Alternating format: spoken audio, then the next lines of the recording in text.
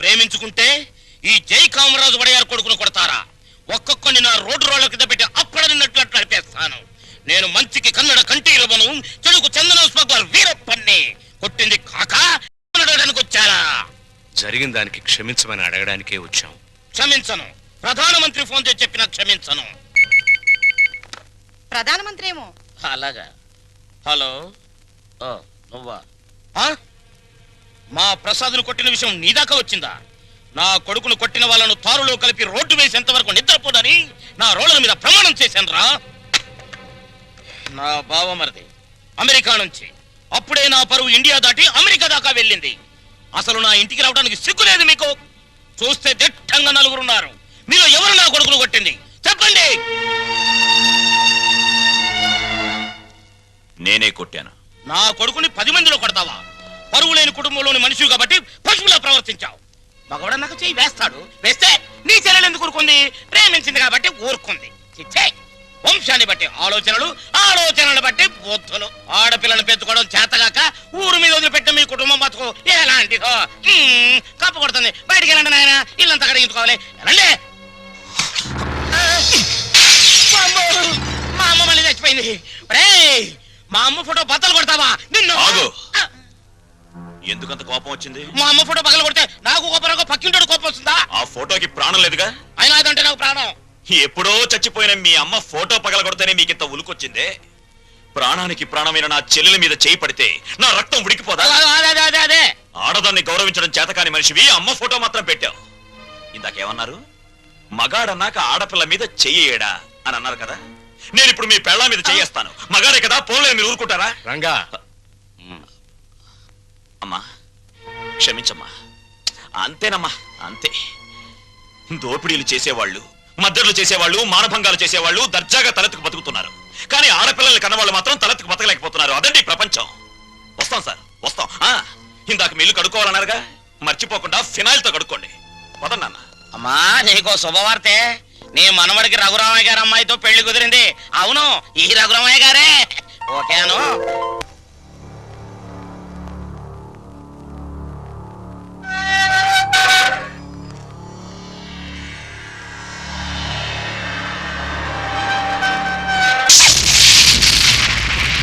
నేను ఇవాళ జైల్లోంచి విడుదలై వస్తున్నాను తెలుసు కూడా వెల్కమ్ చెప్పడానికి ఎందుకు రాలేదే?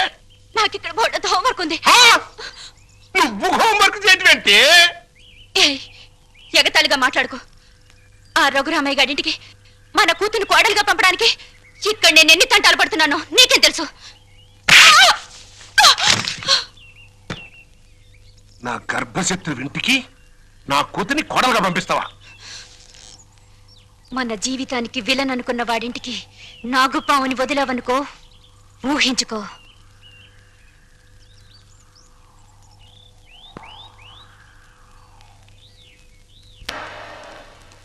నాన్నగారు, తమ్ముడు చదువుతున్న కాలేజీ ప్రిన్సిపాల్ గారు మీకు ఈ లెటర్ పంపించారు.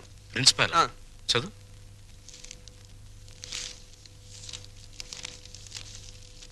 గౌరవనీయులైన రఘురామయ్య గారికి నమస్కారములు.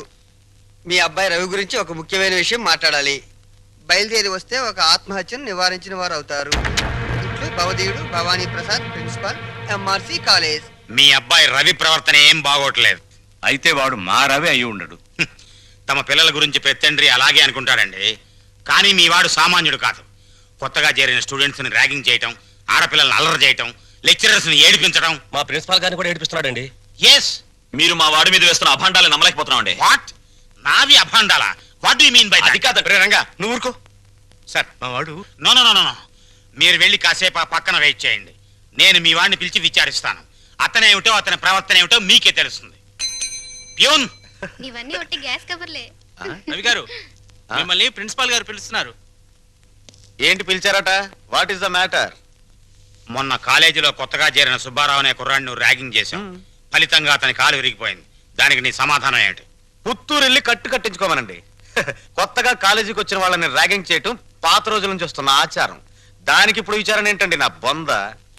ఆ కుర్రాడి సంగతి అలా ఉంచు. రాణి అనే అమ్మాయితో నువ్వు తిరగటం అందరికీ తెలుసు. ఆ అమ్మాయి జీవితాన్ని నువ్వు నాశనం చేశావు. ఆ పెళ్లి ఇప్పుడు గర్భవతి. నాకు తెలియకుండా మీకెలా తెలుసు సార్? మీ దగ్గరకు వచ్చి చెప్పుకుందా? Shut up. లేకపోతే ఏంటి సార్, నాలాంటి గ్లామరస్ అబ్బాయికి 10 మంది గర్ల్ ఫ్రెండ్స్ ఉండటం చాలా సహజం. మీరంటున్నట్టు ఆ అమ్మాయిని నేను అనుభవిస్తే ఆ అమ్మాయి కూడా నా వల్ల అనుభూతిని పొందింది. ఇది తప్పు అని మీరనుకుంటే ఆడవాళ్ళందరినీ పువ్వుల్లో పెట్టి పూజించుకోండి. కానీ నేను చేసేది ఇంతే. అమ్మాయి రాణి, రాణి, ఇతను చెప్పిందంతా విన్నావు కదా. నువ్వేమైనా చెప్పదలుచుకుంటే నిర్భయంగా చెప్పు. సార్, ఏ పరువు గల ఆడపిల్లైనా కావాలని కాలు జారదు. ప్రేమించిన వాడు తనే సర్వస్వాన్ని నమ్మించినప్పుడు విచక్షణ పోవచ్చు. నన్నంత నమ్మించి దుర్మార్గానికి హద్దులు ఉండవని నిరూపించాడు ఈ మహానుభావుడు. ఊరుకో అమ్మా, ఊరుకో. ఆ అమ్మాయి అభిప్రాయం నీ అభిప్రాయం తెలుసుకున్నాను. ఇంకా మీ అమ్మా నాన్నల అభిప్రాయం తెలుసుకోవాలి. తెలుసుకోవాలనుకుంటే మా ఇంటికి వెళ్ళండి. వాళ్ళు మన క్యారెక్టర్ కి యూ సర్టిఫికెట్ ఇస్తారు. అక్కర్లేదు. రఘురామయ్య గారు దయచేయండి. విన్నారా మీ అబ్బాయి మాటలు? అమ్మా, నువ్వు అమ్మాయి పక్కన నిలబడు. చెల్లి నువ్వు కూడా. రే, ఇప్పటి వరకు నువ్వు ఆడదాని గురించి మాట్లాడిన మాటలు తిరిగి ఒక్కసారి మాట్లాడు. అమ్మా చెల్లి కూడా ఆడవలేరా? మాట్లాడు. అమ్మ చెల్లి దానిలా ప్రవర్తించే మనుషులు కాదు. అవునవును.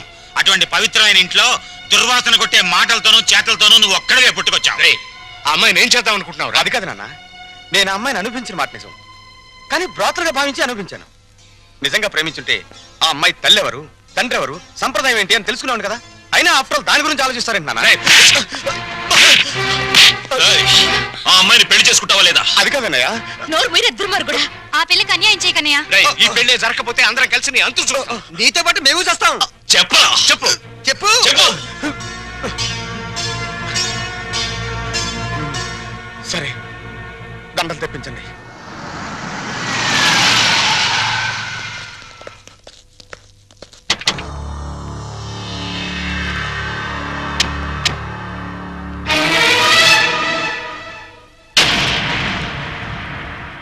బావా బావా, బాగున్నావా? ఇంకా బాగోలే. ఆ పిల్లరా నీ కొత్త కోళ్ళు? ఆ పిల్ల ఎవరు కనుక్కో చూద్దాం. నీ వేలు విడవని మేనకోళ్ళు అంటే నీ సొంత చెల్లెలు సవితికి కూతురు. ఈ నా కీపే నీ కొత్త కోడలకి జన్మభూమి. నీకు గుర్తుందా? అప్పుడప్పుడప్పుడప్పుడు నా ముఖం మీద నా కొడుకు చేత తుపక్కు నుమ్మే ఇచ్చావు. ఇప్పుడు నీకు గుర్తొచ్చి ఉంటుందిలే. ఆ ఉమ్ము అప్పుడే తుడుచుకుంటే పోయింది.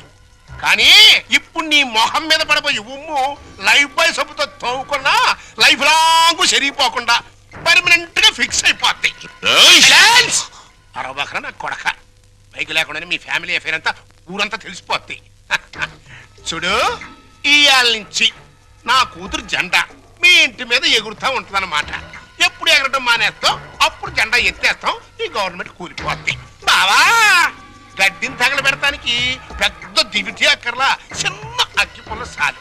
ఆ అగ్గి పుల్లే నీ కోడలు నా కూతురు అన్నమాట. ఈ రోజు నుంచి ది ఎండ్ కార్డు పడేంత వరకు నా డైరెక్షన్ లో ఇవ్వబోయే కొత్త ట్విస్ట్ అన్నమాట. వచ్చిన పని అయిపోయింది, ఇంకొస్తా అన్నట్టు డాక్టర్. నా సన్ ఇన్ లాని లాక్రమే ఆశీర్వాదం తీసుకుని కానీ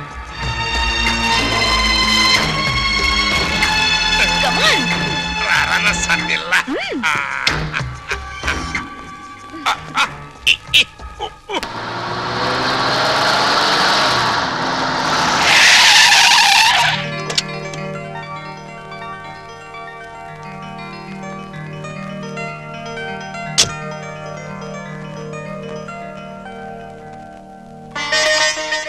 మరి నా ఆడపడుచు లాంఛనమో?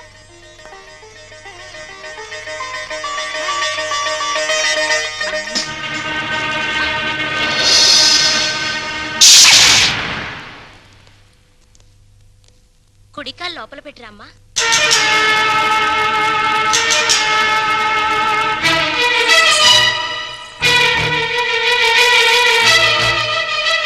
కాదు, కుడికాలు. కీప్ లెఫ్ట్ అన్నారు పోలీసోళ్ళు. అవునవును, కీపు ఎప్పుడు లెఫ్టే. వైఫే రైటు.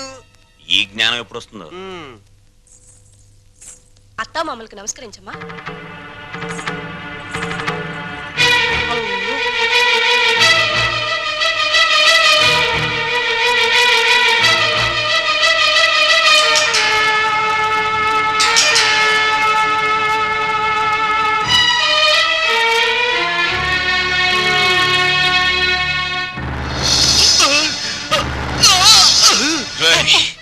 నీకు ఈ ఇంట్లో ఎవరు అన్యాయం చేశారని మా అందరికి ఇంత ద్రోహం చేశావురా? రాణి ఎవరో ముందు నాకు తెలీదు. తెలిసిన తర్వాత ఆ అమ్మాయి లేకుండా నేను బతకలేని తెలిసింది. నన్ను చంపినా సరే నేను మాత్రం రాణిని. రేయ్, రేయ్, ఆపరా. నువ్వు ఈ ఇంట్లో ఎందరినో ఏడిపించాల్సిన డ్యూటీ బోలెడంత ఉంది.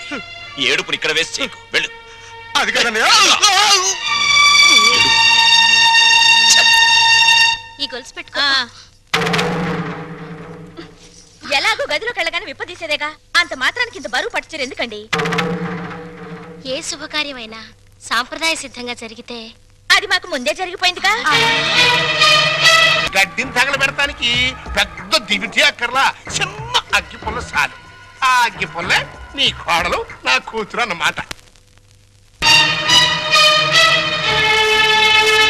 ఆ, మా అత్తయ్యకి మావయ్యకి అందరికీ తెలుసు. ఆ వీక్ పాయింట్ లీక్ అయ్యాకే నన్ను ఆయనకి తగిలించారు. ఆ ఫోన్లేండి, పెళ్లికి ముందు ఏం జరిగినా పెళ్ళయ్యాక ఈ తంతు తప్పదంటే మీకోసం కాసేపు కప్పుకుంటాను.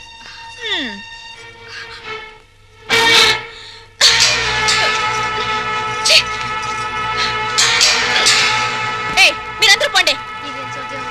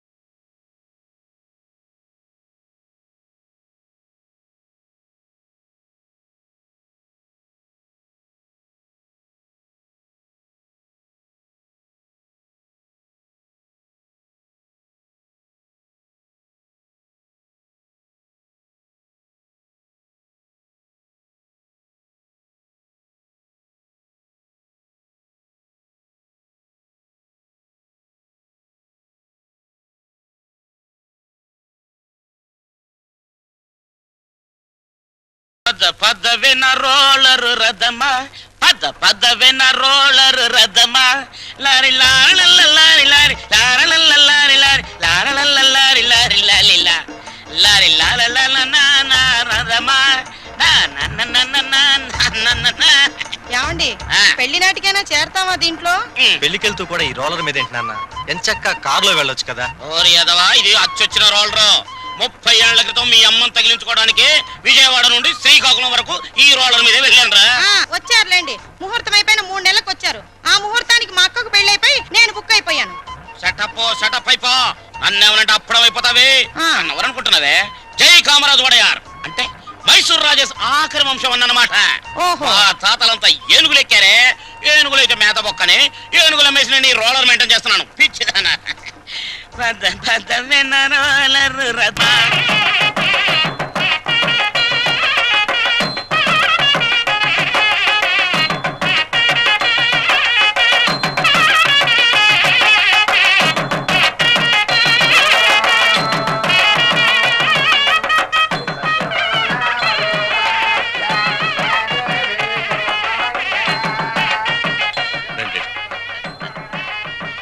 ఇలా కూర్చోండి.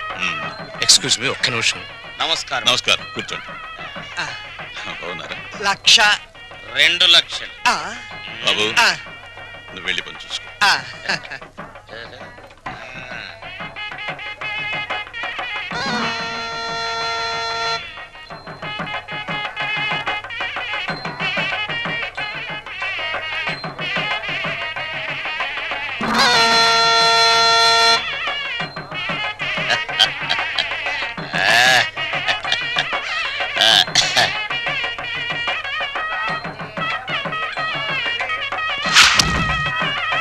తీసుకోండి.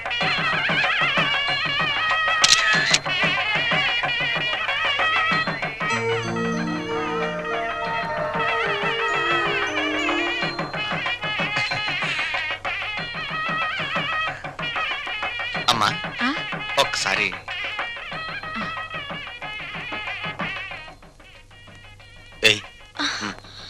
అరే లేమ్మా, ఏమిట్రా ఇది? అమ్మా నాన్నల మాట విని చెడ్డగా ప్రవర్తించాను. నన్ను క్షమించండి అత్తయ్య. బుద్ధి వచ్చింది. బాగా బుద్ధి వచ్చిందా? నువ్వు ఊరుకోరా, అవే మాటలమ్మా. ఏదో చిన్నతనం, నిన్నంత మాత్రం అర్థం చేసుకోలేనా? పిచ్చి పిల్ల, లోపలికి వెళ్ళదాన్రా.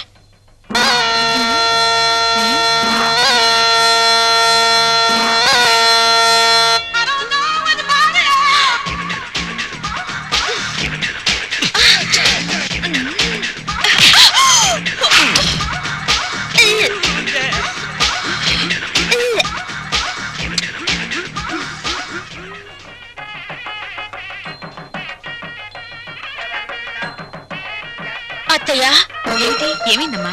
తప్పుల మీద తప్పులు చేసి మావయ్య గారి మొహం చూడాలంటేనే నాకు తల తీసేసినట్టుంది. రాణి, నాకు రంగ అసలు వరుస కన్నయ్య, మరో వరుసకి బావా. ఇప్పుడు ఆయన ఏమని పిలవాలి? రంగా అని పిలువమ్మా. ఆహా,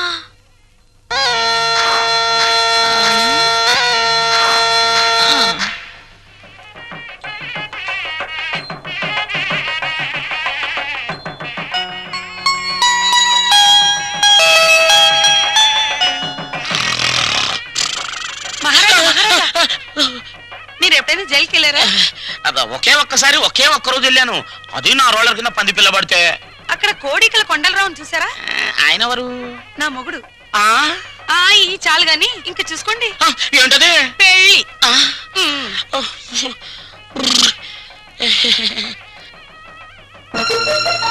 అత్తయ్య, మళ్ళీ ఏమిటమ్మా? అందరూ నా వంక మీ అబ్బాయి వంక చాలా హీనంగా చూస్తున్నారు.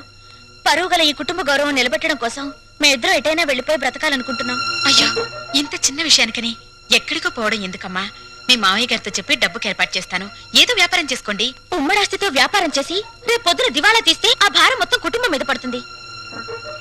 అందుకని ఇద్దరి కొడుకులకి చెందవలసిన ఆస్తి ఎవరిది వారికి పనిచేస్తే మీకే బాధరబందీ ఉండదు. దీన్ని తగలబెడతానికి పెద్ద దివిటి అక్కర్లా, చిన్న అగ్గి పుల్ల చాలు. ఆ అగ్గి పుల్లే నీ కోడలు, నా కూతురు అన్నమాట. కాదత్తయ్యా.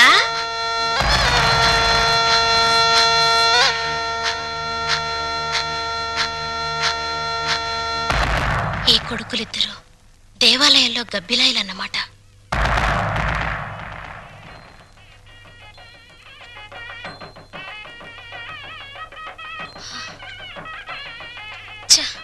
అమ్మా, ఈ ఇంట్లో అన్ని అన్యాయాలు జరుగుతున్నాయి నాన్న. ఏమైందమ్మా? మా మరిది ఆస్తిలో వాటా కోసం ఏవేవో ఎత్తులు వేస్తున్నాడు. ఈ యూనివర్స్ కూడా పంపకం మీదనే ఉంది. అంతేనమ్మా, తల్లిదండ్రులు చూసేది పిల్లల పెంపకం, పిల్లలు చూసేది ఆస్తుల పంపకం. ఛ! మా మరిది చాప కింద నీరైతే ఈయన జేబులో తేల్లా కనిపిస్తున్నారు.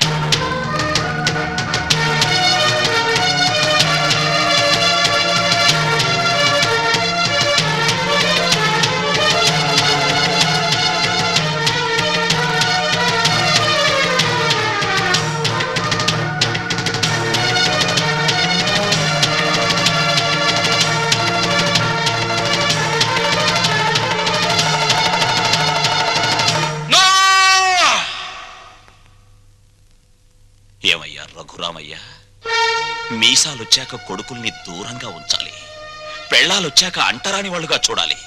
అది చేతకాక నా కొడుకులు, నా బిడ్డలు, నా సంతానం అని పట్టు కూర్చుంటే వాళ్ళు మాత్రం ఎంతకాలం ఊరుకోగలరయ్యా?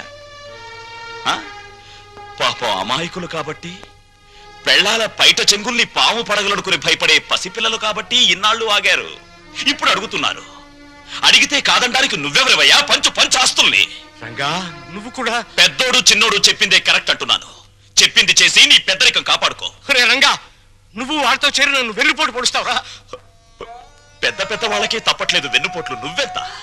ఇప్పుడు నువ్వు ఆస్తి పంచకపోతే రేపు నీ కొడుకుల మాటల పోట్లు, కోడల చేతి పోట్లు, కోర్టుల నోటీస్ పోట్లు, పోట్లు అన్ని పోట్లే. జాగ్రత్త.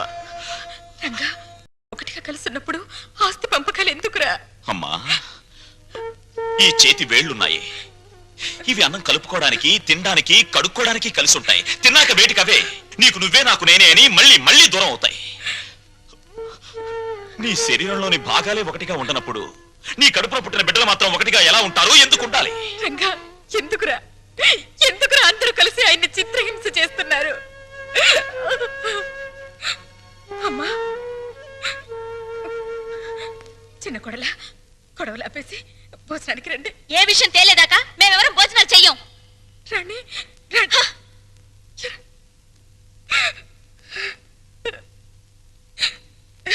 ఏమండి, ఎందుకండి ఈ పట్టుదలలు? వాళ్ళు చెప్పినట్టు చెయ్యండి, ఆస్తి పని చెయ్యండి. పెళ్ళ మాటలు వినడానికి నేను నీ కొడుకులా చావటాను. కానీ ఏమండి, వాళ్ళ మాట వినండి. మనకు పెళ్ళయ్యాక నేను అడిగి మొదటి కోరిక, చివరి కోరిక ఇదేనండి. ఆస్తి పంచలేదన్న కోపంతో రేపు నేను చచ్చాక నాకు తలకొరవ పెట్టకపోతే అది ఎంత బాధో ఆలోచించండి. వాళ్ళు మనిషిని, నువ్వు మనసుని చంపుతున్నారే. వద్దు, నాకు ఈ దరిద్రం వద్దు. అందరూ వినండి, నేను నా ఆస్తిని నా కొడుకులకి పంచుతున్నాను. నిజానికి నా ఆస్తిని 3 భాగాలు చేయాలి. 2 భాగాలు నా కొడుకులకి, 1 భాగం నాకు, నా భార్యకి. పేపర్లు తెచ్చుకోండి, ఈ ఆస్తి మొత్తం పనిచేస్తాను. కానీ ఒక్క విషయం, నా భాగం కూడా నా కొడుకులిద్దరికి దానం చేస్తున్నాను. ఎందుకో తెలుసా? వాళ్ళు ఆస్తి లేకపోతే బతకలేని చవటలు గనక. నాన్నా, మీ భాగం పంచడానికి వీల్లేదు. అది నా ఇష్టం రా. ఆ ఆవేశంలో తొందరపడుతున్నావు. బతికున్నంత కాలం బిడ్డలపై ఆధారపడి ఉండాలి. కాకి ఎంగిలి విసురుతారు, కుక్క కన్నం పెడతారు గాని ఆస్తి లేని తల్లిదండ్రులకు ఖాళీ కంచ కూడా వాసన చూపించరు. ఏరా, ఇప్పుడు నీతులు చెప్తున్నావా? ఇందాక నాకు, ఇప్పుడు నా కొడుకులకి వెన్నుపోటు పొడుస్తున్నావా? పంపకాలు పూర్తయ్యేదాకా నువ్వు లోపలికి వస్తే నువ్వు చంపుకు తినంత ఒట్టు. పో బయటికి, పోరా.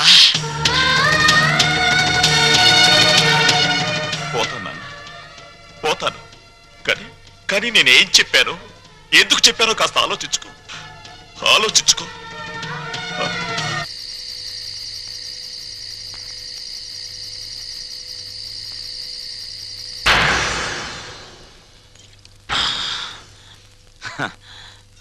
మందుకు పుట్టిన బిడ్డలు బ్రాండీ, విస్కీ, రమ్ము, జిన్ను, సారా, బీరు ఇవేవి తాగినా వచ్చేది ఒక్కటే, చిక్కు.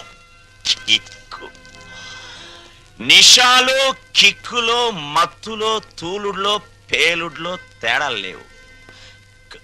కానీ ఒక్క తల్లి కడుపున పుట్టిన బిడ్డల్లో ఎందుకున్నాయి తేడాలు? ఎందుకొచ్చాయి తేడాలు? రఘురామయ్య ఇవన్నీ ఆలోచించాడా? నేను చెప్పిన చిప్పోని బయటికి చచ్చాక కొడుకులు కొరివి పెడితే డైరెక్ట్ గా కోరమండల్ ఎక్స్ప్రెస్ లో స్వర్గానికి వెళ్ళొచ్చని పిచ్చి ఆశతో బతికే తల్లిదండ్రులారా, మీరు బతికున్నప్పుడు మీ కొడుకులు మిమ్మల్ని కాకుల కంటే హీనంగా చూస్తారు. మీరు చచ్చాక మీకు పెట్టిన పెండాలు తినమని అదే కాకుల్ని ఖావ్ ఖావ్ ఖావ్ అని పిలుస్తారు. కమంటార్